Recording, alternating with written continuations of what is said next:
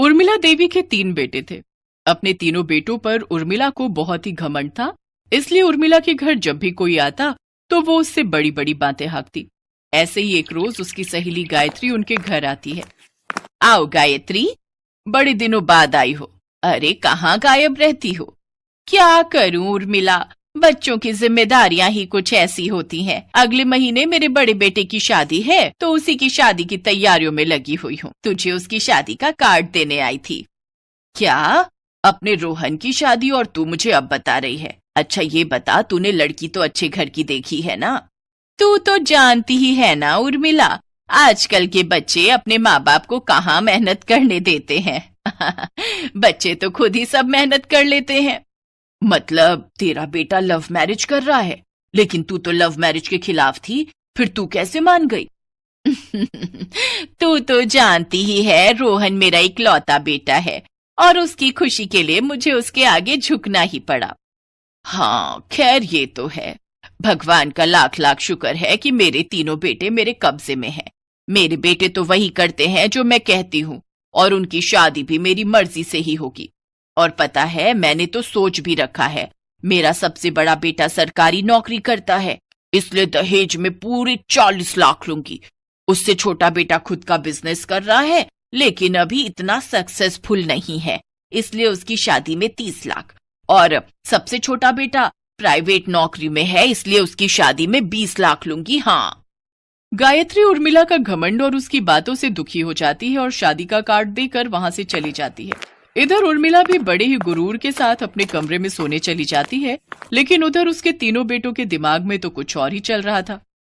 सुनील, अब हमें ही कुछ करना होगा। माँ ने तो बस कसम खा रखी है कि वो हमारी अरेंज मैरिज करवा कर ही रहेगी। हाँ मुझे भी, हाँ मुझे भी।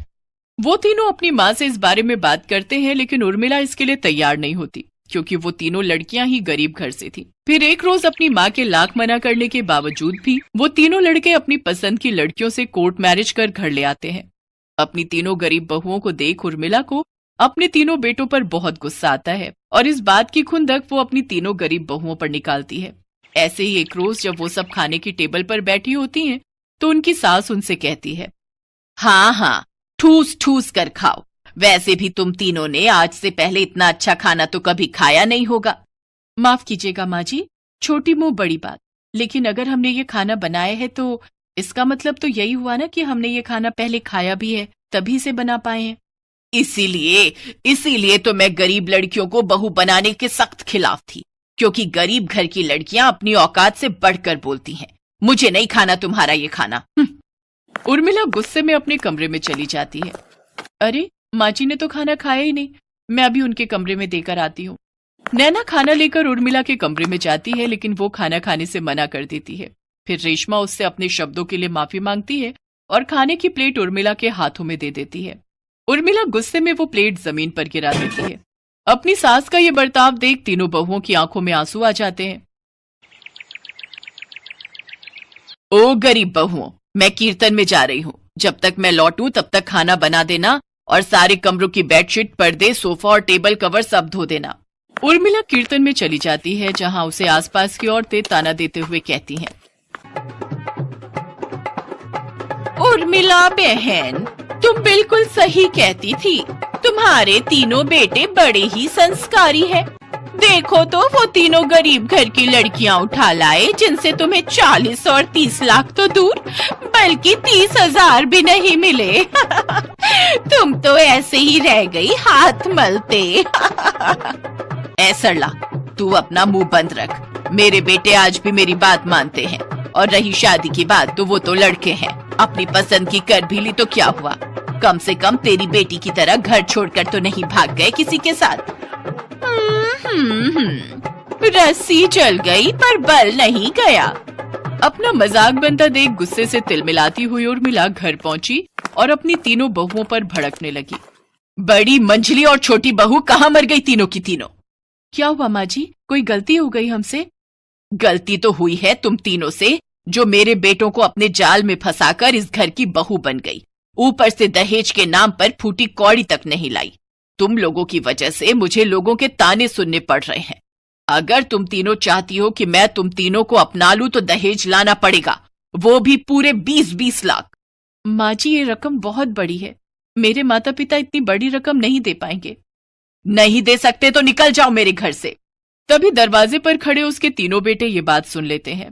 माँ, शक तो हमें आप पर पहले से ही हो गया था कि घर में आप सबके बीच कुछ ठीक नहीं चल रहा, लेकिन आज देख भी लिया। आप हमारी पत्नियों को बस इसलिए निकालना चाहती हो क्योंकि वो गरीब है और दहेज नहीं लाई, और इस वजह से आपको दूसरे लोगों से ताने सुनने पड़ते हैं। माँ, अगर आपको हमारी गरीब पत्नियों से इतनी ही परेशानी है तो ठीक है, हम आज ही ये घर छोड़कर चले जाएंगे। हाँ, अगर आप चाहती हैं कि आपके बेटे आपके पास रहें तो आपको अपनी बहुओं को भी अपनाना होगा। वो सब बात कर ही रहे थे कि गायत्री वहां आ जाती है। क्या हुआ उर्मिला, अगर तेरी बहुएं दहेज लेकर नहीं आई? वैसे भी दूसरों से मिले पैसों और दहेज से कुछ नहीं होता। हमारी किस्मत में जो लिखा होता है वही होता है। अगर हमारे घर में लक्ष्मी आनी होगी तो आ ही जाएगी। और तू तो ऊपर वाले का शुक्र मना कि उसने तुझे इतने 3 काबिल बेटे दिए हैं। अरे, कागजी धन दौलत के आगे अपने जीवन भर की जमा पूंजी अपने बच्चों को मत खो। असल धन दौलत तो तेरी वही है। गायत्री और अपने बेटों की बात सुनकर उर्मिला को अपनी गलती का एहसास हो जाता है और वो अपनी तीनों बहुओं को खुशी खुशी अपना लेती है।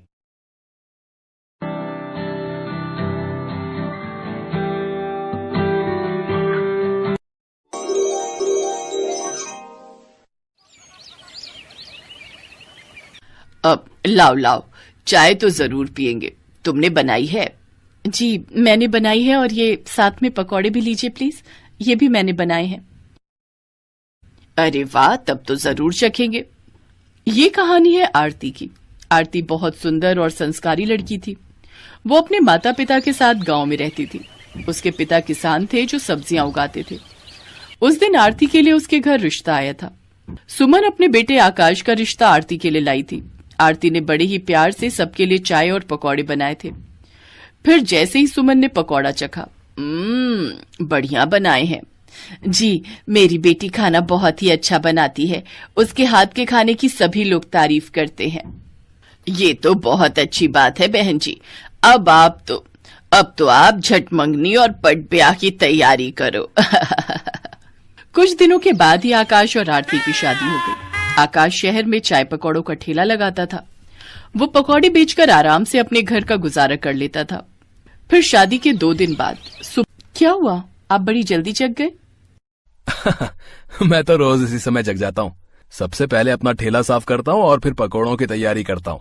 फिर ठेला लेकर नाश्ते के समय तक बाजार पहुँचना होता है ना। देर हो गई तो ग्राहक निकल जाएंगे अपने अपने काम पर, बिना मेरे ठेले पर नाश्ता किए। बस इसीलिए जल्दी जागना पड़ता है। और वापस कब आते हो आप? ये तो ग्राहकों के ऊपर है। जिस दिन अच्छी बिक्री हो गई उस दिन दोपहर तक आ जाता हूँ, वरना कई दिन तो शाम भी हो जाती है। ठीक है, चलिए मैं आपकी कुछ मदद करा देती हूँ। तुम क्या करोगी? जाओ सो जाओ। नहीं, आप इतना काम अकेले करेंगे और मैं सो जाऊं, ऐसा कैसे हो सकता है? इसके बाद आरती ने सबसे पहले आकाश के साथ उसका ठेला साफ करवाया। अरे वाह, सच में आज तो सारा काम बहुत जल्दी हो गया। कैसे नहीं होगा, बड़े बुजुर्ग कहते हैं ना, 1 से भले 2। सही कह रही हो। वैसे आज तो जोश जोश में करा दिया, कल भी कराओगी ना मेरी मदद? हाँ, क्यों नहीं, पत्नी हूँ आपकी, हर सुख दुख में हमेशा आपका साथ निभाऊंगी। आरती की बात सुनकर आकाश मुस्कुरा दिया और फिर अपना ठेला लेकर बाजार की तरफ चल दिया। उस दिन आकाश रोज के मुकाबले बहुत जल्दी अपनी जगह पर पहुंच गया था, जिससे हुआ ये कि सुबह सुबह काम पर जाने वाले ज्यादातर लोग उसके ठेले पर आए और उस दिन आकाश की अच्छी खासी बिक्री हुई। फिर वो दोपहर में 1 बजे ही सारे पकौड़े बेचकर घर वापस भी आ गया। अरे, आज बहुत जल्दी आ गया बेटा, क्या हुआ, सब ठीक है? ठीक नहीं माँ, सब बहुत ही बढ़िया है। इसके बाद आकाश ने एक सांस में अपनी माँ सुमन को सारी बात बता दी, जिसे सुनकर सुमन भी बहुत खुश हुई। अब तो हर रोज आकाश और आरती सुबह जल्दी उठते और आकाश जल्दी ही अपना ठेला लेकर निकल जाता। शुरू में तो आकाश की खूब कमाई हुई, लेकिन फिर एक दिन आकाश सीधा शाम को 4 बजे घर आया और उसका मुंह उतरा हुआ था। क्या हुआ जी, आज बहुत देर कर दी? और ये क्या, ठेले पर सारा सामान तो वैसे का वैसा ही है। पता नहीं क्या हो गया है आरती, अब लोग मेरे ठेले पर नहीं आ रहे। क्यों, आसपास कोई और ठेला लगने लगा है क्या? हाँ, ज्यादातर लोग वहीं जाते हैं और मेरे पास बस अब कुछ नए ग्राहक ही आते हैं। पता नहीं उस नए ठेले वाले ने क्या जादू कर दिया है सब पर। अपने पति को परेशान देखकर आरती भी परेशान हो गई, लेकिन उसने ठान लिया कि वो अपने पति की परेशानी दूर करके रहेगी। ये सोचकर अगले दिन आकाश के जाने के बाद वो भी तैयार होकर बाजार की तरफ निकल पड़ी। वो सीधा आकाश के ठेले पर गई और फिर, अरे आज यहाँ आओ, बैठो, मैं तुम्हारे लिए चाय लाता हूँ। नहीं नहीं, बस एक पकौड़ा खिला दो, मैं वही खाने आई हूँ। एक क्यों, सारे खाओ। ये कहकर आकाश ने गर्मा गर्म पकौड़ों की प्लेट लगा कर दी। आरती ने खूब स्वाद लेकर वो पकौड़े खाए और फिर आरती उस नए पकौड़े वाले के पास गई जिसने आकाश के सारे ग्राहक उससे छीन लिए थे। वहां उसने देखा कि असल में उस ठेले पर मिर्च के पकौड़े तले जा रहे थे, जिन्हें खरीदने के लिए लोगों की भीड़ लगी थी। तो आरती ने भी एक प्लेट ऑर्डर की और फिर, अच्छा तो ये है राज, यहाँ के लोगों को तीखे पकौड़े चाहिए। अब समझी। इसके बाद आरती वहीं से सीधा अपने मायके चली गई। उसे देखकर उसकी माँ फूलवती और पिता राधेश्याम बहुत खुश हुए और फिर, पापा मुझे आपकी एक मदद चाहिए। क्या हुआ बेटी, सब ठीक तो है? हाँ पापा, आप एक काम करो, अब आप अपने खेत में तीखी मिर्च की खेती करो। अच्छा, खेती तो मैं कर लूंगा। प्रधान जी से कहकर बीज का इंतजाम भी हो जाएगा, पर इतनी सारी मिर्च खरीदेगा कौन? मैं खरीदूंगी पापा, सारी की सारी, बस मिर्च तीखी होनी चाहिए। इसके बाद आरती वापस लौट आई। ग्राहक कम होने से आकाश की माली हालत खराब होती जा रही थी। फिर ठीक 2 महीने बाद आरती अपने मायके से 2 बोरी भरकर मिर्च अपने ससुराल ले आई और आकाश के ठेले के लिए वो खुद उन तीखी मिर्चों के पकौड़े बनाने लगी। आकाश का काम अब सिर्फ आवाज लगाकर ग्राहकों को बुलाना, आओ आओ, खा लो तीखी मिर्ची के पकौड़े, दुनिया के सबसे तीखे पकौड़े, आओ आओ। आकाश की आवाज सुनकर वाकई बहुत सारे ग्राहक उसके ठेले के पास जमा हो गए और फिर देखते ही देखते ठेले पर मौजूद सारे पकौड़े बिक गए। और फिर ठीक 1 साल बाद, आहा भाई, मजा आ जाता है यहाँ के पकौड़े खाकर, वाह वाह वाह वाह, आहा। दुकान पर खड़ा हर ग्राहक यही बात कर रहा था और उधर काउंटर पर, अब तुम संभालो आरती, मैं जरा गांव जाकर मिर्च ले आता हूँ। हाँ, और सुनो, ये 25,000 रुपए लेते जाओ, पापा को दे देना 10 बोरे मिर्च के लिए। वैसे अपने पापा के लिए मुझे लूट तो नहीं रही हो तुम? हाँ लूट रही हूँ, अब जाओ जल्दी। भगवान करे सबको ऐसी ही लुटेरी पत्नी मिले।